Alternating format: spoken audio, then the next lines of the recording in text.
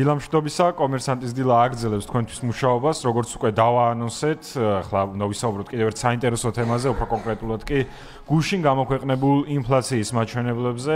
შეგვიძლია ვთქვათ სალობე, რომ რადიკალურად განსხვავებული სურათია იმისგან, რაც ჰქონდა მაინც წინა წელს, თუნდაც რასაც ხედავთ, ხა თვიური ჭრილში პირიქით ინფლაცია კი დეფლაცია გვაქვს, ანუ ფასების საერთო დონის შემცირება, რაც შეეხება წლიურ ჭრილს, აქ ფასების დონე არის 0.1%-ით გაზრდილი. ცხადია, სალომე ამას ბევრი სხვა ფაქტორი განაპირობებს, რამაც გამოიწვია ფასების დონის შემცირება, კონკრეტულად ამ სამხმარებლო კალათაში და უფრო დეტალურად ამ თემასთან დაკავშირებით ვისაუბრებთ სტუმართან ერთად. ახალი ეკონომიკური სკოლა საქართველოს პრეზიდენტი პაატა შეშელიძე შემოგვიერთდება.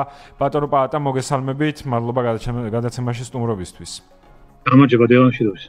ბატონო პაატა, რო დავიწყოთ ინფლაციის არსებული სტატისტიკის, ასე ვთქვათ, შეფასება, პრინციპში რაღა ინფლაცია ძალიან ახლოს ვართ ფაქტობრივად ნულოვან მაჩვენებელთან. თქვენ როგორ შეაფასებთ, რა ფაქტორებმა მიგვიყვანა აქამდე, რა შეიძლება იყოს ამის გამოწვევი, თუნდაც ის რომ წინა წლის ანალოგიური პერიოდი იყო მაღალი საბაზო ეფექტით დამახასიათებელი, რა ფაქტორები შეიძლება ახდენდეს ინფლაციის ტემპზე შემცირებას?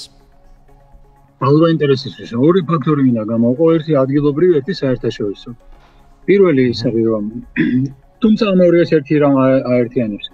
პანდემიის შემდგომ პერიოდში მთავრობებმა დაიწყეს შედარებით უფრო მოგზაურებული პოლიტიკის გატარება ხარჯვით ნატოში. ამ შორის საქართველოს მთავრობამ. კაიხანი საერთაშორისო ვალი აუღიათ, შეამცირეს ბიუჯეტის დეფიციტი. ეროვნული ბანკიც ამას ესე ვთქვათ, აღარ აძლევს მას ირიბი ფორმებით სესხს და შესაბამისად ფულის მიწოდება ბაზარზე შემცირდა. გარდა ამისა, ბოლო წლებში კონკრეტულად საქართველოში მაღალი იყო რეფინანსირების განაკვეთი, რაც ფულზე მოთხოვნას შედარებით ანელებდა, ესე რომ ვთქვათ. რამაც ჯამში ყველაფერმა ერთად იმოქმედა იმაზე, რომ ფულის მიწოდება ბაზარზე შემცირდა და ეს თანდათან აისახა ფასების სტაბილიზაციაში.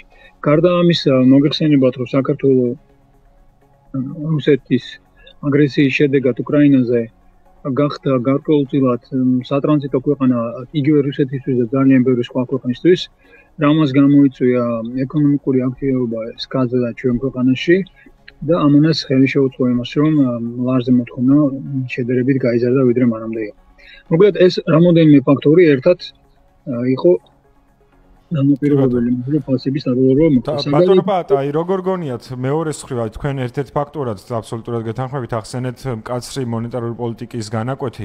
რასაც ახლა ეროვნულ ბანკს უყურებთ, ეროვნული ბანკი მაინც ფრთხილია და შედარებით ნაკლებად ფიქრობს ესე დიდი ბიუჯეტის შემცირებაზე, უფრო მეტად მონეტარული პოლიტიკის განაკვეთის. აი თქვენ როგორ ფიქრობთ, არის თუ არა იმის დრო, რომ ეტაპობრივად გადავიდეთ უფრო ასე ვთქვათ, სწრაფ შემცირებაზე მონეტარული პოლიტიკის განაკვეთის? აი ამის საჭიროება სამდენად ხედავთ, იმიტომ რომ მაინც მოთხოვნა ხშირად ისმის ხოლმე თუნდაც ექსპერტების მხრიდან ამასთან დაკავშირებით. ბატონო, თუ შეიძლება იმ არგუმენტსაც დავამსრულებ და მე რა გიპასუხეთ მაგაზე. საერთაშორისო ფაქტორზე მინდოდა მეთქვა, იქაც ანალოგიური პროცესი მედიოდა, იგივე დოლარის მიწოდება ბაზარზე ასევე არის შემცირებული და ინფლაცია დოლარშიც ასევე შემცირებული ამ ბოლო პერიოდში. შესაბამისად ეს ორი კომპონენტი, ადგილობრივი და საგარეო, ერთმანეთს ემთხვევა და ამიტომაც ხდება შედარებით სტაბილიზაცია ფასებთან მიმართებაში. რაც შეეხება თქვენს მეორე კითხვას.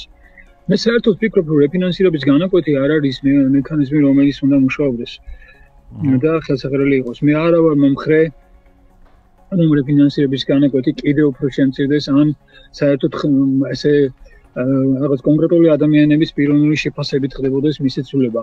ეს არ უნდა კეთდებოდეს, ეს უნდა იყოს განსხვავებული მექანიზმი. ბევრად უფრო გონივრული იქნება ფულის მიწოდების მექანიზმი ბაზარზე, იყოს დამოკიდებული ვთქვათ რეზერვების მოცულობაზე და იყოს მიბნული მასზე და არა ვიღაც პირად გადაწყვეტილებებზე კონკრეტული ჯგუფის ან თუნდაც ერთპიროვნული გადაწყვეტილების ვინმეს. ეხლა ადამიანებს ბიზნესი იქნება თუ სხვა, რა თქმა უნდა, უთხრა რომ მოხდა ფულს, ყველა ეთქოს რა თქმა უნდა ეს უნდა და რა თქმა უნდა ყველა მოითხოვს ამას, მაგრამ ეს ლოგიკური არ იქნება. ეკონომიკური აზროვნების წესი გულისხმობს იმას, რომ ფული არის ის, რაც ესე ხელის ერთი დათქაპუნებით არ იქნება. ფული უნდა გამოიმუშაო, ჯერ უნდა გამოიმუშაო, რომ ის შეიქმნას. აქედან გამომდინარე, ვფიქრობ, რომ ეს მექანიზმი საერთოდ გადასახედია და მე მუდმივად ამბობ იმას, რომ ბანკს არ უნდა კონდეს რეფინანსირების სესხის დაწესების უფლება, მისი განაკვეთის დაწესების უფლება და ასე შემდეგ. ეს მისი საქმე არ უნდა იყოს. თქვენ წარმოიდგინეთ, რას ნიშნავს რეფინანსირების სესხი. ეს ნიშნავს იმას, რომ ბანკებს, ანუ რამოდენიმე ორგანიზაციას, რომელსაც აქვს პრივილეგირებული უფლება, აქვს უფლება მივიდეს ეროვნულ ბანკში და ჰაერიდან არაფრისგან მიიღოს დამატებითი სესხი. აბა რომელ ადამიანს შეუძლია ეგეთ რამე გააკეთოს? თქვენ შეგიძლიათ მისენილია ვის შეუძლია, რომ ჰაერიდან სესხი აიღოს. ეს ხო წარმოუდგენელია. ესეთი მექანიზმი უბრალოდ არასწორი არის და დანაშაულებრივიც არის, იმიტომ რომ ყალბია, სიყალბია. და მე ვფიქრობ, რომ ეს არის ფუნდამენტალური საკითხი. თუ ჩვენ ამას შევეგუებით, მაშინ ჩვენ მუდმივად გვექნება საფრთხე ინფლაციის, არის გაუფასურების, ქონების გადანაწილების იმ ადამიანების სასარგებლოდ, რომელიც პოლიტიკაშია და ასე შემდეგ. ეს არის ფუნდამენტალური საკითხი. ეროვნული ბანკის რეფორმა, მისი მონეტარული პოლიტიკის რეფორმა არის დღის ეს რიგის ნომერი პირველი საკითხი ჩემი აზრით. კი ბატონო, ბატონ პატა, გუშინ ლევან დავითაშვილმა ზოგადად მიმდინარე ტენდენციების და მათ შორის ინფლაციური პროცესის შეფასებისას აღნიშნა, რომ მნიშვნელოვანია, რომ ამ შედეგებს, რაც არის ეს სურსათზე ფასების სტაბილურობა და შემცირება, უკვე ხალხი გრძნობს და ამას გარდა დღეს არსებული რეალობა ჩვენ საშუალებას გვაძლევს, რომ უფრო თამამი გადაწყვეტილებები მივიღოთ იგივე მაკროეკონომიკური პოლიტიკის კუთხით და საბოლოო ჯამში მეტ-ეკონომიკურ ზრდას შევუწყოთ ხელი. როგორ ფიქრობთ, თამამე გადაწყვეტილებები რა არის თამამე გადაწყვეტილებები? სისულელების კეთება? აი ეს მინდოდა მეკითხა თქვენი შეხედულება როგორია ასეთ მიდგომებთან, ან რა უნდა იყოს ის ნაბიჯი, რაც საბოლოო ჯამში მოგცემს უფრო მეტ ეკონომიკურ ზრდას, ვიდრე ერთნიშნა ეს მოკრძალებული მაჩვენებლებია. თქვენ თუ დააგვირდებით, სწორედ მაღალი რეფინანსირების განაკვეთის შემთხვევაში, რომელიც იყო ამ პერიოდში, განსულ პერიოდში, ჩვენ მქონდა მაღალი ეკონომიკური ზრდა. ამიტომ რეფინანსირების განაკვეთი ნიშნავს იმას, ამ შემთხვევაში, ამ მოდელის შემთხვევაში, იმას ნიშნავს, რომ ადამიანები მისმაგერად რომ მიდიოდნენ ცენტრალურ ბანკში და იღებდნენ იქიდან ჰაერიდან სესხს, ამის მაგერად მიდიან ბაზარზე და იშოულობენ საქმეზე იქიდან იღებენ ფულს. ამიტომ ეს არის გასათვალისწინებელი. მე არ ვიცი რას გულისხმობს ესეთი ტყელი საუბრები, რომ თამამი გადაწყვეტილებები და ამის რაღაცა. მაშინ კონკრეტულად უნდა ითქვას რა გადაწყვეტილებებზე ალაპარაკე რომ შეფასდეს. მე გეტყვით ჩემს სიტყვას. იმ გაგებით რა არის თამამი და სწორი გადაწყვეტილებები, რომელიც ჩვენ რეალურად შეგვასრულებს დამოკიდებულებას ეკონომიკისა და კეთილდღეობის მიმართ. პირველი, მონეტარული რეფორმა. ეროვნული ბანკი რადიკალურად უნდა შეეცვალოს, საერთოდ თუ გაუქმდება უკეთესი იქნება, მას უნდა ჩამოშორდეს ის ფუნქციები, რომლებიც მონეტარულ პოლიტიკას ეხება. მონეტარული პოლიტიკა უნდა დაბრუნდეს საბაზრო სისტემაში.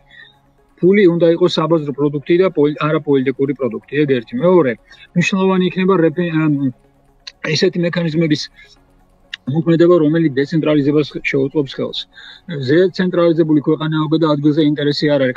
სოფლები, ქალაქები დაცარიელდა, იმიტომ რომ მხოლოდ თბილისში მიიღება გადაწყვეტილება და ეს უნდა შეიცვალოს. მათ შორის საგადასახადო თვალსაზრისით დეცენტრალიზება მნიშვნელოვანი. მესამე, პრივატიზების მნიშვნელოვანი გაფართოება და ადამიანებისთვის საშუალების მიცემა, რომ მათ ის ბუნებრივი რესურსები, რომელიც არსებობს, გამოიყენონ უფრო აქტიურად და საკუთარ ინტერესებში ჩააყენონ და არა რამოდენიმე დაჯგუფების ინტერესებს, როგორც ახლა არის. ანუ ეს სამი გადაწყვეტილება რადიკალურად შეცვლა დამოკიდებულებას. ნუ სხვაებით შეიძლება ჩამოთვალოთ, მაგრამ ამ სამზე გავჩერდები.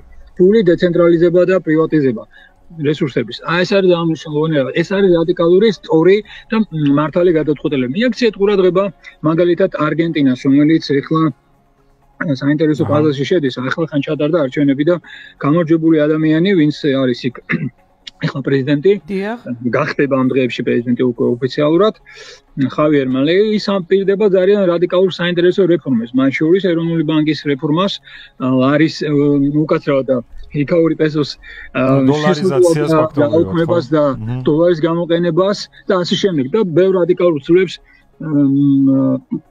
ძალიან ბევრი მიმართულებით, მათ შორის სამინისტროების შემცირება და ბევრ სხვა საინტერესო რაღაცას. სხვათა შორის ჩვენ ბევრი რაღაცა ის რაც ეხლა ის პირდება, ჩვენ უკვე გავლილი გვაქვს და შეგვიძლია თამამად ვთქვათ, რომ ეს წარმატებული იქნება, იმიტომ რომ ჩვენ გავლილი გვაქვს. ბევრი რაღაცა, საგადასახადო რეფორმა და რეგულირება, ძალიან ბევრი სერვისების შემოტანა, რომელიც კომერციალიზებულია და ასე შემდეგ. ანუ ჩვენ გვაქვს იმისი თქვენ საშუალება რომ ჩვენ რაღაცა გავიარეთ, შედეგი გავდეთ, მაგრამ რაღაც მომენტში გავშერდით. 2008 წლის ომმა შეაჩერა საქართველოს განვითარება, არა მარტო იმიტომ რომ ოკუპირებულია ტერიტორიები, არამედ ინტელექტუალურად შეზღუდა. ისევ გავხდით დამოკიდებული ისე გადაწყვეტილებებზე, რომელიც პოლიტიკის ცენტრალიზებასა და ხელისუფლების შენარჩუნებას ემსახურება, რაც არასწორი არის. დამოკიდებულება უნდა შეიცვალოს და რადიკალურად უნდა შეიცვალოს, იმიტომ რომ სხვა შემთხვევაში ჩვენ დავშებით ესეთ ვითარებას. ადამიანებს, რომელსაც უკვე აქვს ხელისუფლება, იქნებიან დომინანტი ჩვენ ყოველდღიურობაზე. და ბატონ თუ წავიდა, რაზეც თქვენ ახლა საუბრობთ, ის რეფორმები, რაზეც აღნიშნეთ, რა პერსპექტივა აქვს ქვეყანას, ანუ რა მაჩვენებლებზე არის შესაძლებელი რომ გავიდეთ, იმიტომ რომ აი რამდენიმე დღის წინ იყო რომ 2027 წლისთვის 11000 უნდა იყოს მშპ ერთ სულ მოსახლეზეო. აი თქვენი სცენარის შემთხვევაში რა შეიძლება იყოს შედეგი? იცით რა, მთლიანი შიდა პროდუქტის შეფასება, როგორც კეთილდღეობის საზომის არასწორია, იმიტომ რომ შეიძლება სიმდიდრე იქნეს მოქცეული ძალიან ვიწრო ჯგუფის ხელში და ის არ იყოს ხელმისაწვდომი ძალიან ბევრისთვის. ესეთი აგრეგირებული საშუალო მაჩვენებლებით შეფასება არ არის ყოველთვის სწორი. აქედან გამომდინარე, მე არ მინდა ამ გზით წავიდე, მე მინდა წავიდე სხვა გზით. მე მინდა არა ჯამური შეფასება დავდო, არამედ ინდივიდუალური განვითარების პერსპექტივაზე ვისაუბრო. ინსტიტუციური მოწყობის პერსპექტივაზე ვისაუბრო და მიგანიშნოთ იმაზე, თქვა რა იქნება სწორი ინსტიტუციური მოწყობა იმისათვის, რომ მე ინდივიდებს კონდეს განვითარების საშუალება. დღევანდელ ცენტრალიზების პირობებში არც თქვენი განალოგია გარანტირებული. არანაირი ინტერესი არ გაქვთ იმ რესურსებისა, რომელიც თქვენ სირგულივ, იმიტომ რომ თქვენ მათ ვერ იყენებთ და ამიტომ თქვენ ის განადგურდება, გამოყენებული იქნება, ჩართული იქნება საქონლებში თუ არა, უბრალოდ შეხება არ გაქვთ და ინტერესი არ გაქვთ. არა გაქვთ ინტერესი იმისა, თქვენ ვინ იღებს გადაწყვეტილებებს, იმიტომ რომ თქვენთან არ მოდის ეს გადაწყვეტილებები.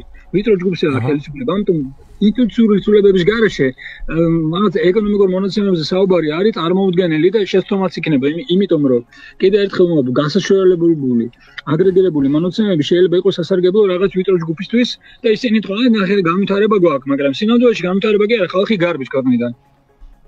განვითარება აქვს ვიწრო ჯგუფს, რომელიც აკონტროლებს მაგისტრალებს, თავარ გადაწყვეტილებებს იღებს, ბანკებს აკონტროლებს და ეგ არის. აი რაღაც ძალიან ვიწრო ჯგუფი იღებს ამ შემოსავლის მაღალ ხარისხს. დანარჩენები ასეც გადაუგდებენ, თუ შერჩება, თუ არა და ხალხი გარბის. აი ეს უნდა შეხედოთ ჩემი აზრით და მე ვფიქრობ, რომ ცვლილებების დრო არის. ერთ რამეს ვიტყვი. სხვათა შორის ეს დღეები გააქტიურებულია ძალიან მონეტარული თემატიკა. ზედიზედ დაიბეჭდა რამოდენიმე სტატია, კომენტარი გაკეთა, მაგალითად იგივე ისეთ თემაზე, როგორც არის ოქროს სერტიფიკატების შემოღება, ოქროს გაყიდვა და რაღაცები.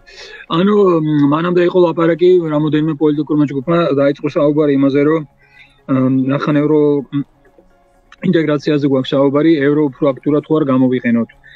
და ასე შემდეგ. ანუ ეს თემატიკა დადრულია და მე ვფიქრობ, რომ ამით განვითარება შეიძლება, აქტუალიზება შეიძლება და მეტის გადაწყვეტილებების შემოთავაზება შეიძლება. და ანუ საჯარო მოთხოვნა, ანუ ხალხის მოთხოვნა უნდა იყოს სასახა.